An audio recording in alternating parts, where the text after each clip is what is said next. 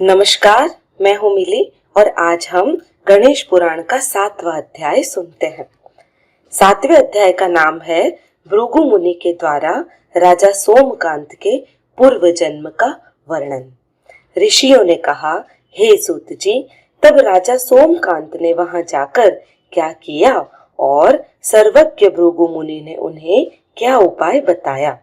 हे द्विज श्रेष्ठ, आप हम श्रोताओं के समक्ष इस कथा को कहिए, क्योंकि आपके वचनामृत का पान करके हम तृप्ति तक नहीं पहुंच रहे हैं, अर्थात तृप्त नहीं हो पा रहे हैं। सूत जी बोले, हे महाभाग ऋषियों, आपने उचित प्रश्न किया है। आप लोग तो स्वयं ही ज्ञान के समुद्र है।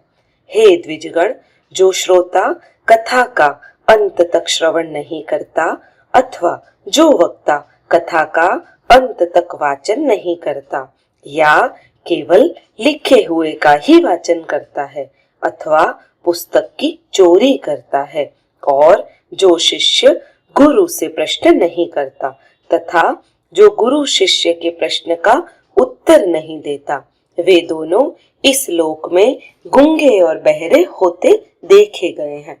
इसीलिए हे द्विजगण, मैं राजा सोमकांत की कथा कहूंगा, आप लोग सुनिए।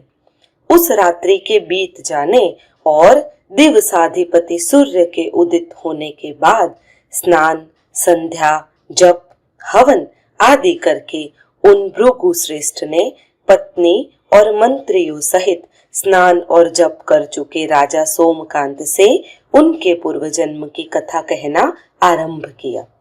भृगु बोले, विंध्य पर्वत के निकट रमणीय कोल्हार नगर में चिद्रूप इस नाम से विख्यात एक महान धनवान वैश्य हुआ। उसकी सुलोचना नाम से प्रसिद्ध पत्नी अत्यंत सौभाग्यवती, सुशीला, दानी, पति वाक्य परायणा अर्थात पति की आज्ञा मानने वाली और सती थी। हे नृप श्रेष्ठ, पूर्व जन्म ने तुम उसी के पुत्र होकर उत्पन्न हुए थे। ब्राह्मणों के कथनानुसार उन दोनों ने तुम्हारा कामंद यह नाम रखा था। माता पिता की वृद्धावस्था में तुम्हारा जन्म हुआ था और तुम उनके एकमात्र पुत्र थे। इसीलिए वे दोनों दिन रात तुम्हें अत्यंत स्नेह करते थे और तुम्हारा लालन पालन करते थे।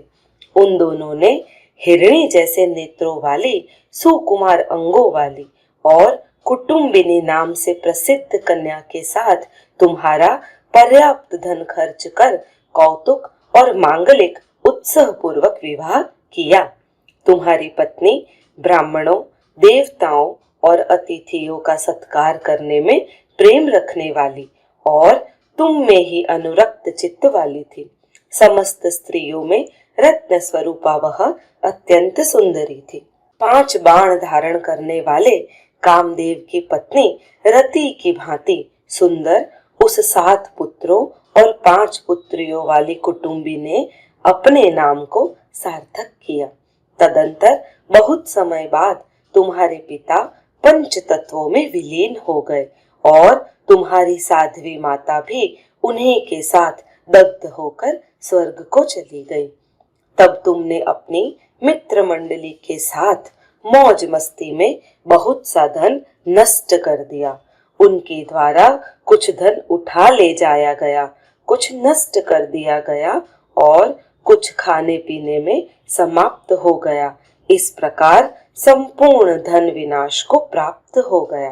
चिंतित होकर तुम्हारी धर्म पत्नी ने तुम्हें बहुत रोका, किंतु तुमने उसकी बात नहीं मानी। घर भी बेच दिया। कुल के लिए कंटक के समान तुम्हें छोड़कर वह अपने बच्चों के पालन पोषण के लिए तुम्हारी आज्ञा लेकर बच्चों के साथ पिता के घर चली गई। तदंतर तुम दुराचारी हो गए, मदिरा पान करके उन्मत्त हो जाते और पागल हाथी की भांति नगर में अत्याचार करते। तुम दूसरे का द्रव्य हरण करते, पर नारियों से व्यभिचार करते, गांवों में चोरी करते और लोगों को संताप दिया करते थे। तुम धृत क्रीड़ा में निपुण, मूर्तिमान पाप समूह, हिंसा प्रिय तथा बलहीन होते हुए भी अपने को शूरवीर मानने वाले थे। जो जो लोग तुम्हारे सुख के साथी थे और तुम्हारे द्वारा तृप्त किए गए थे, उनसे बहुत सा धन लेकर तुम खा गए। तुम्हारे पिता ने धरोहर के रूप में अपने मित्रों के यहाँ जो कुछ रखा था उसे भी लेकर तुम खा गए। तुमने अनेक बार झूठी कस्में खाई, अनेक बार स्त्रियों से झूठ बोला और झूठे प्रमाण दिए।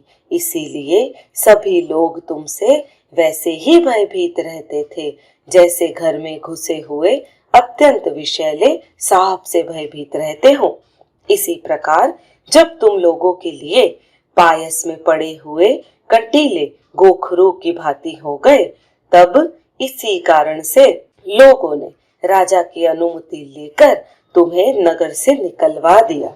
वन में रहते हुए तुम नित्य बहुत से प्राणियों की हत्या करते थे।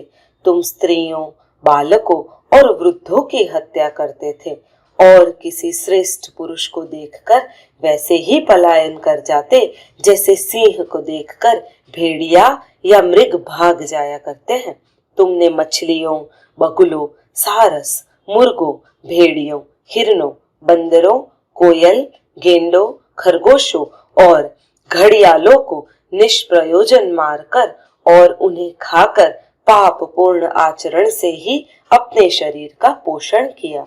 तुमने अनेक स्थानों में रहने वाले दुर्घर्ष चोरों को अपने साथ मिलाकर और सिंहों, व्याघ्रों एवं सियारों को पर्वत कंदराओं से निकालकर लकड़ी, मिट्टी और पत्थरों से एक उत्तम गृह का निर्माण किया जो एक कोस विस्तार वाला और अनेक प्रकार के चमत्कारों से युक्त था।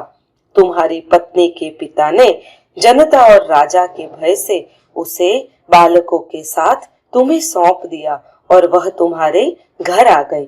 अनेक प्रकार के वस्त्रों एवं अलंकारों से सुशोभित तुम्हारी पत्नी देवांगना की भांति शोभा पाती थी। तुम्हारे बालक भी तेजस्वी थे। वहां तुम चोरों के साथ रहते तथा रास्ते में चलने वाले गरीब लोगों की हत्या करके घर भाग आते। चोरों, बालकों और स्त्रियों के साथ तुम राजा की भांति प्रतीत होते थे। किसी समय गुणवर्धक नाम से विख्यात एक विद्वान ब्राह्मण तुम्हें मध्याह्न काल में रास्ते में एकाकी दिखाई पड़ा। तब तुमने उस ब्राह्मण का दाहिना हाथ पकड़कर उसे रोक लिया।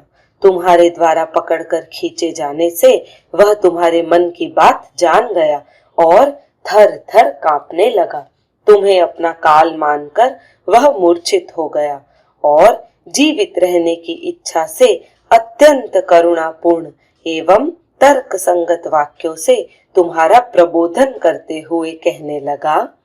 वह ब्राह्मण गुणवर्धन बोला, मैं ब्राह्मण हूँ, नवविवाहिता का पति हूँ, शांत स्वभाव वाला हूँ और निरपराध हूँ।